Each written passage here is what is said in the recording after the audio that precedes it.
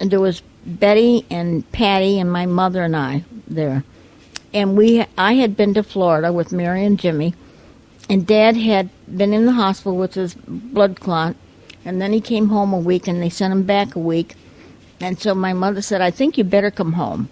So I said, okay. Billy said, I'm going to drive home. You can drive home with me. And Dad said, no, I don't want you to drive home. I want you to come home on the train. So I said, okay. So I got on the train, and I went home. And he was, after I wasn't there too long when he was sent back into the hospital. And at the end of that second week in the hospital, he came home. And he wasn't home very long. And Dr. Resta had come into the ballpark, because he was the ballpark doctor. And he came in and he said, I just saw your dad, and the blood clot has left his leg. See, and I didn't think anything. Well, we thought it was gone. And what happened to it is left and came up and hit in his heart. And Rita and Fred weren't there. I had to call them. They had an apartment, not a little ways from there, but they didn't have a car, and I took them home, and then I came back, and that's when my father was watching the boxing. He loved boxing, and he was watching that, and he kept saying to my mother, that telephone bill is too high.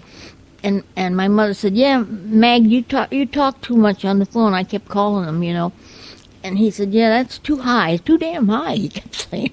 So all of a sudden she said, where are you going? He said, I'm going up to bed. And he went up to bed, and when he got up there, Mom went up with ice to put on his leg. And when she got up there, he was in the bed, and she said, are you all right? And he said, Mom, something happened to me right here. So that clot must have hit then. Something happened to me, he said, right here. And so, but it was bad. And Rita and Fred came later, and then Mary and Jimmy came. Mary and Jimmy were over at somebody's house. They were staying with somebody because they had just gotten married. Oh, and I kept saying to Mom, he isn't dead, is he? He isn't dead. And she kept telling me, you be quiet. But he was dead. And, I couldn't believe it. I just could not believe it. And so everybody went downstairs, but I didn't go. I kept standing there looking at him, and I thought, oh, God, even now I can't even talk about it. It just breaks me up. And finally, Dr. Resta came in, and he says to me, you go downstairs. And so I went downstairs, and that's when he came in, and he pronounced him dead. That was a sad, sad day.